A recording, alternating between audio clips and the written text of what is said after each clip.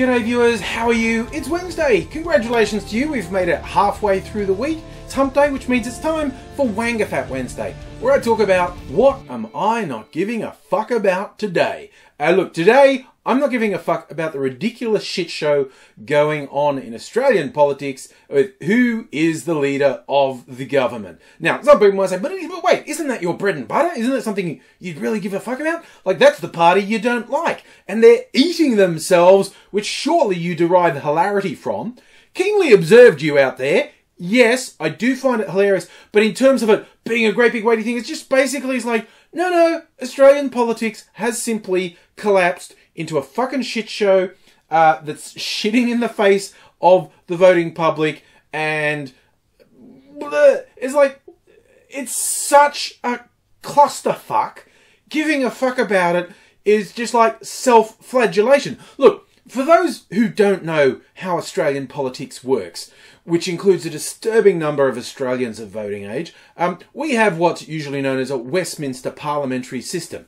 Now, what that means is there's two houses of parliament, the lower house, the upper house. It's like in the US, you refer to the Congress and the Senate. Now, what happens is the lower house is where your local representative is voted in. You have all these little districts, and it's like, okay, you vote for your local person, and then everyone who wins those votes gets into parliament, and the party or coalition that has the most members in the parliament, usually they need a majority or they need additional support if they're a minority, they get to form government, and their leader, who they elect internally, is the Prime Minister, the head of the government. Not like US or other countries that have presidential systems, where you have a completely separate vote, where the public votes for the president and the public votes for other representatives as well. No.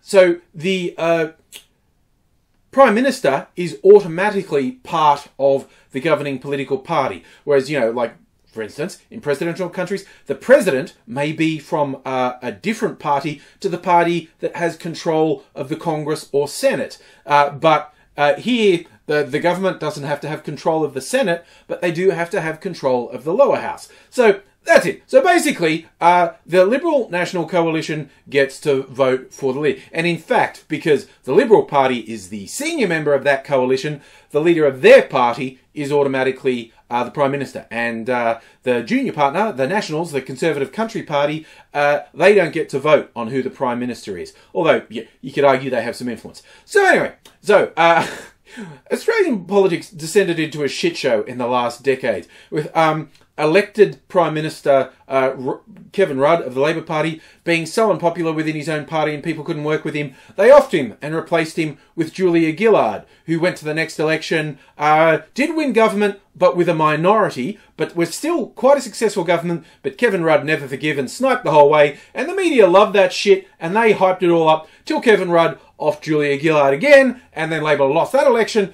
Tony Abbott came in, and while he was an incredibly effective opposition leader, just shitting on everything around him, he didn't seem to be able to switch that off when he was head of the government, and just continued shitting all over things, and became poisonously unpopular with the electorate, to the point where his arch nemesis within his own party, Malcolm Turnbull, offed him in much the same way as happened with Rudd and Gillard. And then the extreme right of the Liberal Party, to which Abbott belongs, has never forgiven Turnbull, and in fact they fucking hate him, possibly more even than the Labor opposition does, and they've been sniping at him non-stop, and they've basically we've ended up with a government that's done not much of anything, and has been so ineffectual. Again, the Prime Minister has lost like 30 public opinion polls in a row, which has emboldened his opponents within his own party.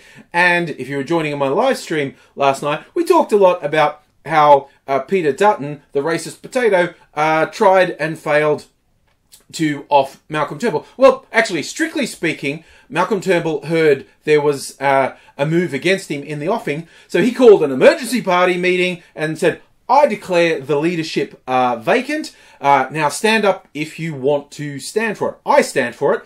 And Dutton, in a move that slightly surprised me, stood up and said, all right, I'm going to run against you. And Dutton lost that vote. But you see, the cunning move Turnbull had done basically didn't give his opponents enough time to mobilise and get people to commit to vote against him.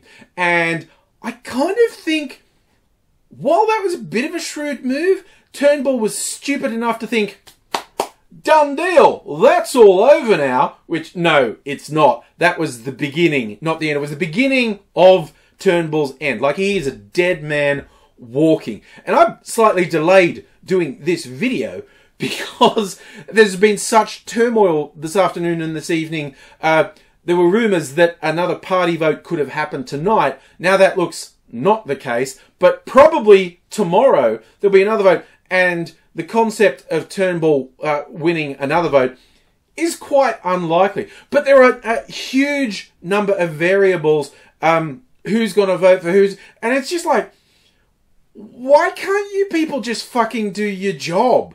Why do you do this? You're not even being pushed. Like, you look at some countries, they have constitutional crisis. Things have gone to shit. People are eating rats in the street. Oh my God, overthrow the president.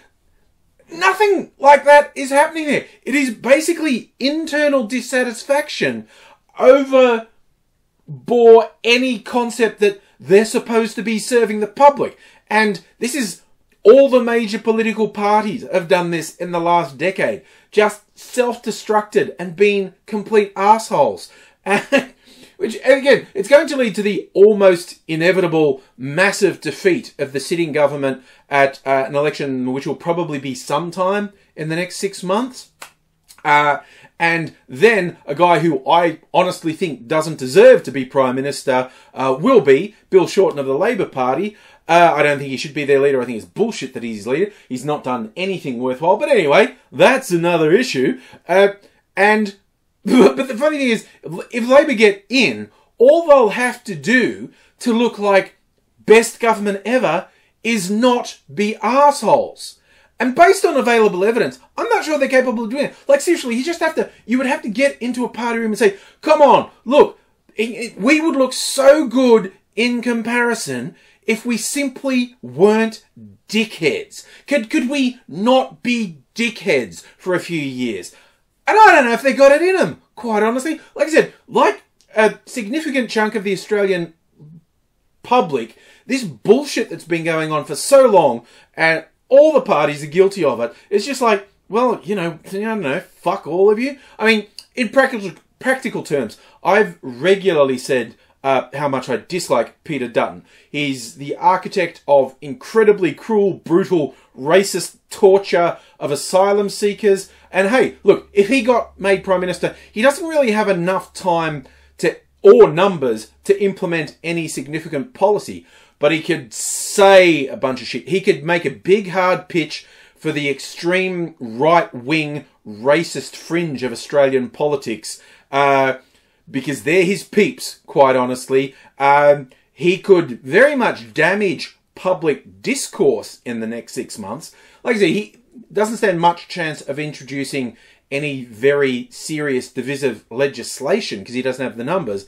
But he could be an arsehole, and that's kind of his default mode of operation. But it's also weird. I mean, and I will laugh. Like, as it's a weird double-edged thing with me. Like, yes, this gives me lots of material, and I am laughing at them, but the whole thing's so soulless and so shit and so petty and shallow. That's where it gets into the don't give a fuck about it territory. I mean, yeah, but if you want a bit of a laugh, if what now seems almost inevitable of Malcolm Turnbull getting knocked off by his own party as Prime Minister, he could, if he was feeling particularly pissed off and vindictive, go, okay, fine, I'm not leader. Also, I don't support this government anymore. If the opposition feels like tabling a no confidence vote in this government, I'll fucking support it. That's a distinct possibility, because when he goes, he's going, he will pretty much almost definitely be out of politics at the next election. Like, it would just be a big fuck you to everyone.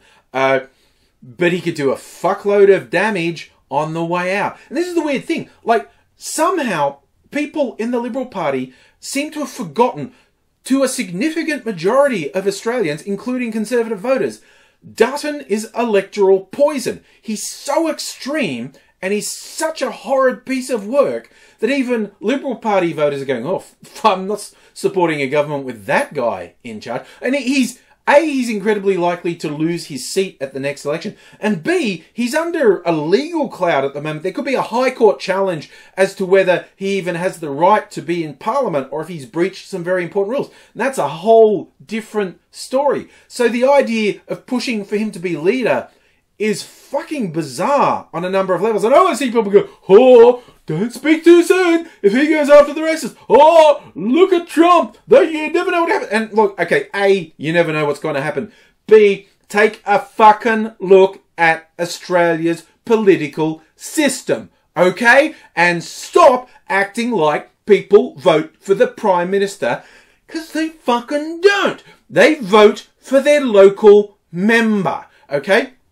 And we've had a few by-elections in the last couple of months that show very distinct and consistent voting patterns, which suggest very strongly that the government's going to lose fucking badly at the next election. But again, just don't do the, oh, look at Trump, because it isn't relevant. It's a completely different political system. Not just a different country, but a different system. That's why I always get the shits when people go, oh, such and such for PM. Yay, Clive Palmer for PM. Oh, Pauline Hanson for PM. That isn't how it works. To be Prime Minister, you have to be in the party that has the most seats in the Parliament, and that parliamentary party has to vote for you to be their fucking leader. You can't just randomly go, that's an interesting populist individual, I think they should be Prime Minister. Because it doesn't fucking work that way, and that's just one more reason I don't give a fuck what these idiots do.